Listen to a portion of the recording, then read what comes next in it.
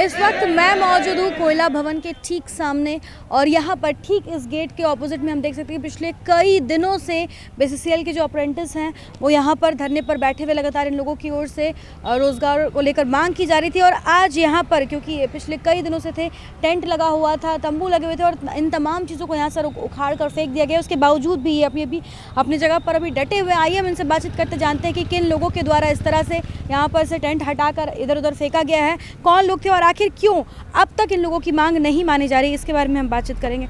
अब बताइए कि लगातार पिछले कई दिनों से आप लोग यहाँ धरने पर बैठे हुए हैं, टेंट लगाकर आप लोग शांतिपूर्वक यहाँ पर अपना प्रदर्शन जारी रख रहे थे और आज किन लोगों के द्वारा यहाँ से इस टेंट और तंबू को यहाँ से हटा के फेंका गया है?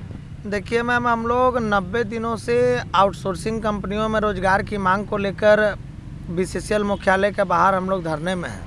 आज सुबह 7 बजे बीसीसीएल के महाप्रबंधक जो हैं सुरक्षा के एमएस पांडे साहब के नेतृत्व में सीआईसी पर जिला प्रशासन और जो बीसीसीएल के जो अपना प्रशासन है वो आके दल बल के साथ हमारा धरना को तोड़ फोड़ किए और हमारा टेंट उंट को उखाड़ के फेंक दिया, हमारा सामान को फेंक दिया। उनका साफ तौर पे कहना है कि मैं आपकी मांग को पूरा नहीं करूंगा क्योंकि हमारे हाथ में नहीं है और आप लोग धरना को जल्द से जल्द आप लोग समाप्त करें और अभी समाप्त करें। लेकिन हमारा ये कहना है कि हम सभी प्रशिक्षित छात्र हैं और जो है बीसीसीएल के अंतर्गत सैकड़ों आउटसोर्सिंग कंपनियां कार्य कर रही है। आप 30 वर्ष से नियुक्ति बंद किए हुए हैं तो कम से कम आउटसोर्सिंग में हम सभी डबल स्किल्ड युवाओं को जीने खाने का मौका दीजिए। लेकिन बीसीसीएल सीएमडी से इस मामले में हमारा 1 सप्ताह पहले भी वार्ता हुई, लेकिन बीसीसीएल सीएमडी साफ तौर पे मौन है। मैं उनसे आग्रह भी किया कि आप अगर इसके लिए ऑथेंटिक नहीं हो तो आप हमारे मामला को कोयला मंत्री और कोल इंडिया चेयरमैन को अग्रेसित कीजिए। लेकिन सीएमडी साहब साफ तौर पे आज 90 दिन हो चुका है और पहले भी हम लोग 54 दिन से बैठे हुए हैं। मेरा मामला को आज तक किसी के पास अग्रेसित तक नहीं किए। इस तरह से जो यहाँ से तोड़फोड़ किया गया तो क्या और भी उसके साथ साथ और भी कुछ किया गया, यानी कि किसी को चोट पहुँचाएगी? नहीं, देखिए हम लोग को चोट तो नहीं लगा, लेकिन अभद्रतापूर्वक जो है उन लोगों ने आके हम लोगों के साथ तोड़ फोड़ किया और यहाँ तक कहा कि अभी कुछ दिनों पूर्व जो है सीएमडी साहब को नक्सली वगैरह से नोटिस वोटिस मिला है और आप लोग का भी हो सकता है धरना में नक्सली बैठता हो आके। बहुत तरह का हम लोग पे तरह तरह का एलिगेशन लगाया गया, जबकि हम लोग बेरोजगार छात्र हैं और सभी स्थानीय हैं। कितने लोग हैं आप लोग? हम लोग सैकड़ों की संख्या में, लगभग 250 का संख्या में।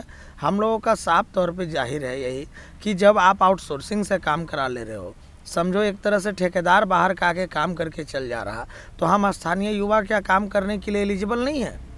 एकदम है। आप हमारा मामला को आज तक इतने बार बोर्ड का मीटिंग हुआ कोयला मंत्री के पास और चेयरमैन के पास, आप हमारा मामला को वहाँ तक रखे भी नहीं। और आज जो है हम पे एमएस पांडे जी कहते हैं कि पर डे सूरज कुमार आप पे एक केस हो रहा।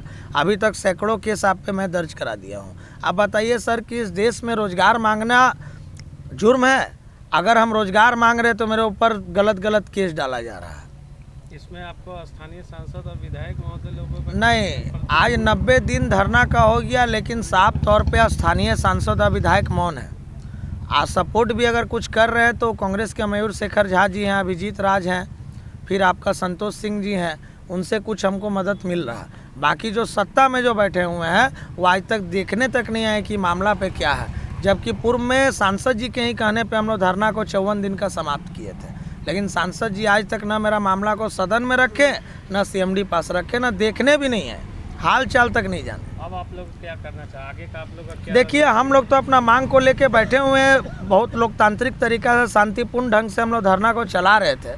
लेकिन जिस प्रकार से बीसीसीएल प्रबंधन का जो आज का रवैया रहा वो काफ़ी निंदनीय है। हम जिला प्रशासन से मांग करते हैं कि हम लोग को जिला प्रशासन जो है आके मीटिंग करके न्याय दिलवाए, अन्यथा जो हम लोग बहुत बड़ा हम लोग स्टेप लेंगे और उसका जिम्मेदार बीसीसीएल प्रबंधन और आपका जिला प्रशासन है। से यहाँ से आप लोगों के टेंट को हटाया गया बर्बरतापूर्वक, क्या आगे आप लोग करने वाले हैं और जो आज जो ये हरकत की गई इसके बारे में क्या कहेंगे? देखिए मैम, आज का जो दृश्य जो आप लोग देखें, जो बर्बरतापूर्वक जो हमारा धरना को हटाया गया है, ये काफ़ी निंदनीय है और हम इस टेंट को उजड़ने से हमारा हौसला नहीं जुड़ा है और अभी से और ज़्यादा हम स्ट्रांग हो गए हैं और हमारा जो लड़ाई है और तीव्र गति से आगे बढ़ेगा। इसके लिए हम सक्षम हैं और जब तक रोजगार नहीं मिलेगा यहाँ से हम हिलने वाले नहीं हैं, क्योंकि हमारा जो आज लड़का लोग का जो स्थिति जो हो गया है वो काफ़ी दयनीय है और इसको मद्देनज़र रखते हुए हम अपनी लड़ाई को काफ़ी तेज़ी प्रदान करेंगे और मैनेजमेंट के सामने हम लोग झुकने का काम नहीं करेंगे। अभी टेंट हटा दिया गया तो वापस से उसके बावजूद भी आप अभी अड़े हुए, तो अभी आगे कंटिन्यू करेंगे, टेंट वेंट वापस से लगाया जाएगा? एकदम टेंट हमारा लगे चाहे ना लगे, लेकिन हमारा जो धरना है वो निरंतर आगे बढ़ता रहेगा और हमेशा यहाँ पे खड़ा रहेगा, और जब तक रोजगार सुनिश्चित नहीं होगा हम यहाँ से हटने वाले नहीं हैं, चाहे जो हो जाए। तो बिल्कुल आपने देखा कि इन लोगों ने साफ तौर पर आज बताया हमें कि किस प्रकार से आज सुबह 7 बजे बीसीसीएल के कुछ लोग पहुंचे थे और साथ ही साथ सरायडीला थाना से भी पहुंचे थे। सीआरपीएफ की टीम थी जिनके द्वारा बर्बरतापूर्वक यहाँ से इनके टेंट को हटाया गया, तोड़फोड़ की गई, इन पर कई तरह के अलग अलग आरोप भी लगाए हैं। लेकिन ये लोग साफ तौर पर करें कि आज 90 दिन से शांतिपूर्ण प्रदर्शन ये लोग कर रहे हैं। इनकी बस यही मांग है कि इन्हें कहीं भी जॉब दिया जाए, चाहे वो आउटसोर्सिंग के माध्यम से ही दिया जाए। इसके बावजूद भी कोई ठोस पहल नहीं की जा रही है और कहीं ना कहीं इन लोगों का ये भी कहना है कि इन्हें किसी का सपोर्ट नहीं मिल रहा, चाहे वो धनबाद के सांसद हो या विधायक हो, जिससे अब इनका मनोबल टूटता हुआ भी नजर है। लेकिन ये अभी भी अपने इस आंदोलन को आगे जारी रखेंगे। इन्होंने साफ तौर पर कहा कि अपने मांग को ये आगे तक ले जाएंगे। जब तक इन लोगों को जॉब नहीं मिल जाता तब तक इन लोगों को न्याय नहीं मिल जाता। अब देखते हैं कि कब तक बीसीसीएल प्रबंधन की नींद टूटती है और इन तमाम जितने भी अप्रेंटिस हैं इन लोगों को यहाँ पर नियोजन मिल पाता है। इस तरह के तमाम अपडेट्स हम आप तक पहुँचाते रहेंगे। अपने सहयोगी संतोष के साथ Shambhavi Singh, the news post, Dhanbad.